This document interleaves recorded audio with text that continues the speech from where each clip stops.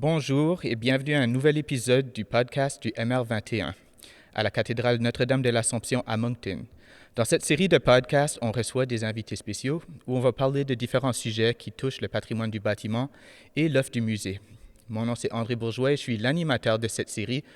Aujourd'hui, on reçoit Patrice Leduc, qui est quelqu'un avec qui le MR21 et America Productions, on a beaucoup travaillé au moment de l'aménagement des installations numériques ici au musée. Alors, Patrice Leduc est concepteur et producteur d'expériences immersives. Il œuvre dans le milieu muséal et touristique depuis plus de 20 ans. Il a piloté des dizaines de projets multimédia interactifs, immersifs et sensoriels pour plusieurs institutions, notamment le Centre des sciences de Montréal, le Musée de la nature et des sciences de Sherbrooke, le village historique de Val-Jalbert, la biosphère de Montréal et le projet MR21 ici à Moncton. Alors, bonjour Patrice, ça va bien? Bonjour André, oui, très bien. Content de te revoir. Oui, content de te voir aussi. Merci d'être avec nous. Alors, Patrice, comment es-tu arrivé dans le projet MR21? Écoute, c'était à l'été 2015. Je collaborais à ce moment-là avec la firme Idéocube à Montréal. On a été contacté par Pauline Bourque et Ginette Pellerin de la firme America, qui sont venus nous rencontrer pour présenter un projet d'interprétation dans la cathédrale de Notre-Dame de l'Assomption. Un truc fou, un peu à Moncton. Donc, ils cherchaient des partenaires pour les aider à réaliser le projet. La rencontre avait été super agréable. Le sujet était super passionnant. Donc, on a fait une proposition, puis on a été retenu. OK, et qu'est-ce que était ton rôle dans le projet? Ben moi, à titre de concepteur et producteur, mon rôle, c'est de donner une orientation générale au projet, de mettre en place les équipes créatives et techniques pour le concevoir et pour le réaliser. Mais le vrai défi, c'est de maintenir une vision artistique contre vent et marée à travers les contraintes jusqu'au dénouement final. C'est un job un peu schizophrène. Tu sais, ça implique un peu de la gestion, de l'administration, de la charge de projet, de la direction artistique, un peu tout ça. Et tout le travail a été fait en collaboration avec le promoteur initial qui était America, qui avait une connaissance intime du sujet parce qu'ils avaient fait un super beau film avant qui s'appelait On a bâti une cathédrale sur le sujet. Donc, on était entre bonnes mains sur ce projet-là. OK, merci. Puis, comment a été conçu le projet? Ben, dès le départ, on a pensé le projet comme un centre d'interprétation numérique qui était logé dans la cathédrale. Donc, un lieu qui propose des dizaines d'activités, toutes sortes d'activités distinctes, là, des trucs ludiques, des trucs uniques, répartis dans toutes les salles du bâtiment, la nef, la chapelle, le sanctuaire, la sacristie, bon, tout ça. C'était un projet assez ambitieux où il y avait un spectacle immersif, des bornes de consultation interactives, des interventions architecturales, des mises en valeur artistiques, des maquettes interactives, de la réalité virtuelle, des parcours de découverte, plein de choses comme ça. Alors, quelles étaient les intentions au départ du projet? Bon, bien évidemment, comme la cathédrale, c'est unique et c'est moderne à bien des égards, il y a plein de choses, vous en parlez très bien dans l'interprétation, il fallait un projet qui mette en valeur l'aspect architectural. Donc, ce volet-là, le volet architecture artisan, ça va être présenté un peu plus dans la phase 2. Mais il fallait, au départ, jeter de la lumière sur l'acteur principal de l'identité acadienne. Un des acteurs, en tout cas, c'est Monseigneur Melançon. Ça me paraît très important. C'est un personnage qui était coloré, qui était singulier. Puis au-delà de ses fonctions religieuses, il a travaillé d'arrache-pied pour la reconnaissance des Acadiens et de la langue française. Donc, c'était un super héros. Il était infatigable. Il a non seulement bâti une cathédrale, qui est à l'origine de tout ce qu'il y a eu comme développement ici, mais il a aussi fait des établissements d'enseignement, il a créé des journaux et surtout, il a pesé de tout son poids pour intégrer les Acadiens à la société civile et juridique de l'époque. Donc, il était de tous les combats et ça, il faut le souligner parce que on est un peu là, vous êtes un peu là pour ça, grâce à lui. Oui, puis Monseigneur Melançon, c'est un personnage que même beaucoup des Acadiens ne connaissent pas. Alors, moi-même, je le connaissais de nom, mais à travers ce projet, on a appris à beaucoup mieux le connaître. Puis nos visiteurs qui souhaitent le connaître peuvent venir ici aussi. Alors, pour souligner cette vie-là, comment on s'y prend pour réaliser tout ça? Écoute, pour qu'un projet comme ça soit pertinent, il faut qu'il soit légitime, il faut qu'il soit attrayant. Il faut l'intégrer au lieu, il faut respecter les propos historiques, puis il faut susciter les émerveillements. Ça fait beaucoup de choses. Donc, nous, on commence par un état des lieux. On marche la cathédrale, on la visite de fond en comble, puis on trouve les opportunités de chacun des espaces du bâtiment. On écoute ce que le bâtiment a à nous raconter. Déjà, première chose. Ensuite, il faut s'imprégner des contenus. Là, on n'épluche les documents écrits, on n'épluche les documents visuels, puis on laisse venir les histoires à nous. Puis finalement, ben, on choisit les artisans, on choisit les dispositifs numériques qui conviennent le mieux à chaque histoire. C'est un peu ça la démarche de base pour réaliser un projet comme ça. Puis avec cette recette-là, généralement, on a un certain succès parce que c'est véridique. Alors, vous parlez de documents. Est-ce qu'il y avait beaucoup de matériel disponible? Oh my God. Tellement. Il y avait tellement de documents. Monseigneur Melançon, c'est un homme de parole, c'est un homme de mots. Donc, il écrivait beaucoup, il consignait des journaux, il consignait ses correspondances, il rédigeait des livres, il collaborait avec toutes sortes de choses, toutes sortes de gens à travers le Canada et à travers le monde. Donc, au niveau de l'histoire comme telle, l'histoire historique, il y a de quoi faire une télésérie de 13 heures. D'ailleurs, c'est une suggestion que je pourrais faire à Ginette. Là. On fait une télésérie sur Melançon et son œuvre. Au niveau des archives visuelles, ben là, il y avait des choses, mais c'était un peu plus difficile. Tout était en noir et blanc. Donc, ça amène son lot de défis. Puis, c'est ça, on a dû travailler avec ça. Heureusement qu'il y avait Ginette Pellerin, justement, d'América, qui était précieuse au niveau de la recherche parce qu'elle possède, elle, toutes les clés, tous les sésames qui ouvrent les bonnes portes. Donc, ça nous a grandement facilité le travail à Campbellton, à Moncton et un peu partout, même au Canada. Alors, ça, c'est vraiment intéressant. Quels sont les autres acteurs principaux dans le projet? Donc, au contenu, on a fait appel à Sophie Malouin, une muséologue doublée d'une scénariste qui excelle pour donner vie au contenu historique. C'est sa spécialité. Elle a passé des jours complets à éplucher les archives de Monseigneur Melançon chez les filles de Marie l'Assomption à Campbellton. C'est une congrégation qui avait été créée par M. Melançon, puis les archives étaient impeccables. Vraiment, là, c'est un travail extraordinaire qu'elles ont fait, les filles. Donc, elle s'est aussi plongée après ça dans celle du Centre d'histoire acadien et dans plein d'autres sources. Donc, un travail d'orfèvre. Et juste pour dire, dans le spectacle immersif, par exemple, tous les mots de Monseigneur Melançon sont écrits à partir de ses écrits. Ça a l'air d'une conversation qui coule, naturelle, mais c'est tout des bouts, mot à mot, verbatim de ce qu'il a déjà écrit. C'est quand même assez extraordinaire comme démarche. Bien, suite à ça, une fois qu'on a des textes, une fois qu'on a une bonne structure de base, il faut penser à la mise en image. Puis là, c'est venu rapidement sur le tapis parce que comment faire un show immersif, wow, extraordinaire, à partir de textes et d'archives en noir et blanc? C'était pas évident. Donc, c'est ici que le côté de direction artistique s'installe. Et là, on a choisi une approche animée, je te dirais une approche un peu ONFienne des années 70, 80, 90, par la sélection de Karine Califf, qui est une artiste extraordinaire, qui dessine, qui fait de la peinture sur verre, qui peint et qui fait aussi les outils numériques. Donc, elle a composé tous les panoramas, elle a colorisé à la main toutes les photos, elle a intégré les textes de manière dynamique, puis elle a fait toutes les transitions du spectacle dans un espace 3D que nous, on avait créé donc, pour faire le mapping. Fait là aussi, c'était un travail de moine qui a duré presque un an, je te dirais. Puis pour animer tout ça, ben, on a mis des comédiens. Donc, on a tourné sur fond vert des comédiens avec des accessoires d'époque. Encore une fois, Ginette nous avait amené plein de matériel là, extraordinaire là, du milieu religieux et tout ça. Et puis, on a fait ce tournage-là. Puis le réalisateur Mario Landry, qui était responsable du tournage et du montage, a mis tout ça en forme pour notre plus grand bonheur. Donc, ça, c'est nos créatifs. Au niveau de l'intégration, il y a le super patient et super talentueux Paul Ahad, qui a conçu tous les plans, les schémas d'implantation, d'intégration, tous les dispositifs sur mesure, les plans électriques, toutes ces affaires-là. Puis les équipements ont été installés par TKNL sous la direction de Nicolas Lapierre. Donc, une bonne gang, un bon noyau de travailleurs qui sont habitués à travailler ensemble aussi. Et est-ce qu'il y a eu des talents du Nouveau-Brunswick qui étaient impliqués dans le projet aussi? Oui, bien sûr. En plus des maîtres d'œuvre, Pauline Bourque et Ginette Pellerin, qui ont eu leur mot à dire tout au long du projet, c'est important pour nous que les spectateurs ressentent, perçoivent l'expérience comme ayant beaucoup de racines acadiennes. Puis au niveau du ressenti, c'est souvent les voix et la musique qui transmettent le mieux cette émotion-là, cette appartenance. Les gens reconnaissent ça. Donc, on a travaillé avec les comédiens Isabelle Cyr et Robin Joël Cool, qui incarnent les rôles principaux. Puis toutes les voix du spectacle sont d'ailleurs acadiennes. La musique, c'était celle de Jean-François Mallet qui a fait un super beau travail d'illustration pour soutenir les différents tableaux, parce que le spectacle est monté en courts tableaux à différentes époques. Donc, chaque tableau a son style, son petite accroche différente.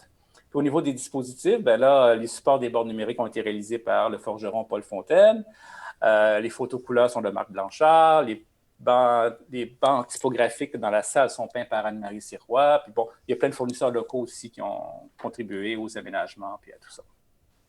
Bon, alors avec un projet comme ça, il y a visiblement beaucoup de défis. Alors, quels ont été les principaux défis que vous avez rencontrés? Le véritable défi, c'est souvent la pauvreté des archives visuelles. Le public d'aujourd'hui, ben, il est habitué aux films à effets spéciaux, aux blockbusters, aux séries lourdes, aux graphiques des meilleurs jeux vidéo qui coûtent des 600, 700, 800 millions à fabriquer. Donc, même en situation de visite muséale ou dans un lieu touristique, ils ont des attentes élevées. Donc, ce n'est pas que du texte et des photos sépia qu'on maintient l'attention en continu. Donc, il faut de la couleur, il faut du mouvement. Dans le cas d'un spectacle immersif, c'est encore pire parce qu'on a plusieurs surfaces à habiller. Dans notre cas, nous, on a 4 surfaces qui forment une espèce de boîte. C'est l'environnement immersif. Ce n'est pas 25 minutes de matériel qu'on a à habiller, c'est une centaine. Donc, en plus de l'approche impressionniste dont on a parlé tantôt, avec la peinture et tout ça, la figuration, on a travaillé beaucoup avec les archives visuelles, films et vidéos qu'on a cherchés dans le monde entier, juste pour évoquer les bons ciels, les bonnes rues, etc., les bons moments, les véhicules. On a acheté des modèles 3D. Et donc, chacun des tableaux est rehaussé, puis ça leur donne une certaine profondeur. OK. Revenons au côté technique maintenant. J'imagine que vous avez eu des défis techniques. Certainement. Dès le départ, on a remarqué que les plans disponibles n'étaient pas conformes aux résultats bâtis. À l'époque, on ne revisait pas les plans une fois que la cathédrale était finie. Donc, il a fallu mesurer la cathédrale à la main et la numériser au complet en 3D avec les colonnes à la bonne place, la bonne épaisseur des murs et tout ça, afin de pouvoir faire nos simulations techniques et bien évaluer le projet aussi en termes artistiques et financiers, voir si ça se pouvait. Donc, ça a été la première surprise. Est-ce que le bâtiment était prêt à recevoir un projet comme ça? Je te dirais non. Logistiquement, ça a été assez compliqué. Le bâtiment était en processus de rénovation au niveau de sa coquille extérieure. Fait que la fondation avait recueilli quelque chose comme 6 millions de dollars pour la rénovation. Fait que les travaux d'aménagement de la place du cathédrale au sous-sol allaient commencer aussi. Donc, il a fallu composer avec les deux jeux de travaux tout au long du projet, puis impliquer nos demandes, les imbriquer à travers les horaires de tous les intervenants. Fait que c'était quand même quelque chose. Puis plusieurs travaux d'aménagement étaient requis pour la cathédrale, mais aussi pour nos besoins. Donc, au niveau de l'électricité, de la ventilation, de la climatisation, de la lutte aux incendies, il y a certaines installations qui ont donné lieu à de véritables sagas. L'installation des sprinklers, l'installation des conduits électriques, ça n'arrêtait pas d'apparaître sur nos murs de projection. Tu t'en souviens? C'était vraiment drôle. Mais on faisait des consignes très claires, mais on revenait, puis pouf, on avait quelque chose à la mauvaise place. Donc, il a fallu refaire la surface de la coupole de la chapelle, fermer les ouvertures, cacher des niches, changer le sens des portes, plein de choses, sans compter le perçage de dizaines de trous nécessaires au passage des câbles et des conduits. Et à ce sujet, il faut mentionner, il faut rappeler que c'est une cathédrale. Donc, les planchers, il y a des murs porteurs qui font 1 mètre d'épaisseur. Puis, quand ils ont construit la cathédrale pour économiser, ils ont fait du béton armé avec du ciment, bien sûr, mais aussi des tracts de chemin de fer. Donc, on peut imaginer les contracteurs qui ont eu à faire des trous là-dedans. Pour eux, ça a été tout un défi, en tout cas. OK, alors on ne parle pas seulement de production audiovisuelle ici, c'est carrément un chantier, il y a des travaux. Oui, on ne faisait pas les travaux, mais il fallait les spécifier, puis il fallait les suivre un petit peu aussi. Donc, avec le recul, après des années, on dit « Ah, c'était juste des tâches additionnelles, c'est pas si grave que ça. » Mais sur le moment, c'est des défis qui arrivent au compte-gouttes à chaque fois, des délais qui s'ajoutent, des coûts qui s'ajoutent au projet. Donc, le lieu n'est pas banal, puis c'est précieux, c'est patrimonial, donc on ne veut pas modifier l'esprit des lieux tant que ça. Oui, justement, on est ici dans un site patrimonial très important pour la ville de Moncton. Alors, est-ce que vous avez eu à tenir compte de certaines contraintes liées au patrimoine? Ben, nous, on était déjà très sensibles parce qu'on travaille beaucoup dans ce type de lieu-là. Donc, ce n'était pas un problème pour nous. Puis, il y avait Architects for, qui s'occupait aussi de la réfection de la cathédrale, qui avait des attentes à cet effet-là. Donc, on était assez suivis. Cela dit, l'intérieur de la cathédrale n'est pas classé patrimonial. Donc, ce n'était pas si dramatique que ça. Puis, il y avait une bonne compréhension de la nature transformative de notre projet. Nous, on fait un centre d'interprétation laïque à l'intérieur d'une cathédrale. Donc, tout le monde comprenait ça. Et donc, s'il y avait des choses à faire, on trouvait la bonne solution. Ça s'est bien passé avec tout le monde et même avec l'archidiocèse, la collaboration était très, très, très bonne. Monseigneur Viano était fantastique là-dessus. Mais on a quand même déployé beaucoup d'efforts pour intégrer au mieux nos équipements à nous. Les bornes interactives, par exemple, on va se rappeler que c'est des moniteurs de très grande taille qui sont positionnés dans le transept devant le sanctuaire. Donc, elles sont très visibles. Si on avait mis des supports modernes, banals, ça aurait juré avec l'environnement, ça aurait été affreux. Donc, on a dessiné, on a fait produire localement par Paul Fontaine, le forgeron, des supports qui imitent la texture, les lignes de force, le style des magnifiques grilles qui sont autour de toi. On les voit derrière toi, d'ailleurs, en ce moment. Ça a été des éléments très coûteux, mais c'est magnifique, ça rehausse l'expérience utilisateur, puis ça préserve la beauté des lieux. Donc ça, c'est un exemple qu'on a fait pour minimiser les dégâts de ce qu'on peut faire dans une installation comme ça. Oui, oui, puis le fer forgé, vraiment, les socles et le fer forgé préexistant, on arrive à peine à dire la différence entre les deux, là. C'est vraiment une reproduction non intrusive et vraiment bien faite. Alors, parlons maintenant du spectacle de la chapelle. Est-ce qu'il y a eu aussi des considérations patrimoniales pour cette composante-là? Ouais. En plus des travaux d'aménagement dont on a parlé, on a travaillé deux aspects avec beaucoup de finesse. Premièrement, les vitraux de la chapelle. On va se rappeler que nous, en projection, notre ennemi, c'est la lumière. On combat toujours la lumière en projection. Donc, on ne peut pas combattre le soleil. L'immersion, elle aussi, c'est plus réussi dans la pénombre. Donc, on veut oublier la salle, se concentrer sur le programme. Bref, on cherche l'obscurité. Dans la chapelle, il y a un mur de vitrail coloré orienté à l'est. Donc, les vitraux sont magnifiques, mais pour nous, c'est une catastrophe. T'sais. Donc là, ça a été compliqué parce que les vitraux sont beaux, on ne veut pas y toucher, etc., etc. On a essayé plein de possibilités. Après, plein de brainstorm, plein de discussions avec toutes les parties. On a proposé une bonne solution, je pense, un trompe-l'œil installé de l'intérieur par-dessus les vitraux. Donc, c'est des boîtes lumineuses qui reproduisent à l'identique l'image du vitrail et son cadre en bois. C'est une solution qui est réversible, qui est non destructive. Donc, si on veut enlever ça un jour, ça se fait très bien. Ça protège même les vitraux. Mais à la différence des vrais vitraux, nous, on peut contrôler la luminosité de tout ça. On peut faire le noir total, on peut les éteindre à moitié, bon, on peut comme un dimmer finalement, avec le déroulement du spectacle. Et les photos de Marc Blanchard sont tellement belles, sont tellement parfaites et précises que personne ne voit l'astuce. La plupart des gens ne savent même pas qu'on a remplacé, on a mis quelque chose devant les vitraux. Donc ça, c'était notre première bonne idée là-dedans.